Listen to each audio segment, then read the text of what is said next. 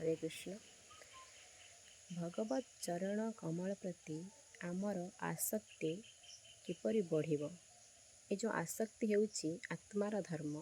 ए आसक्ति रही जेतेबेला पर्यंत आमे भगवत चरण कमल प्रति आसक्ति न होइथिले ता पूर्वरु आमर देश प्रति आसक्ति, पितामाता प्रति आसक्ति, देवादेवी एपरि सब आसक्ति थिला। कारण आसक्तिरा होची आत्मार धर्म, से रहिबो। किंतु आमे जेते जेते भगवत चरण कमल प्रति कृष्ण प्रति आसक्तिटा बढ़ेबा आमर ए भौतिक जगत प्रति आसक्तिटा कमिबो।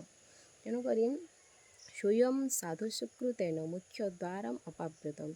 आमर जो श्रवण कीर्तन स्मरण आमे जहाँ भी करुचे यार मुख्य कारण है आमर किपरि साधु गुरु प्रति आसक्ति बढ़िबो।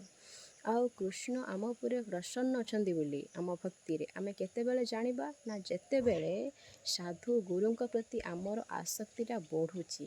तेणुकरी यही आसक्ति ही मुख्यर कारण आउ यही आसक्ति ही बंधनर कारण। हरे कृष्ण।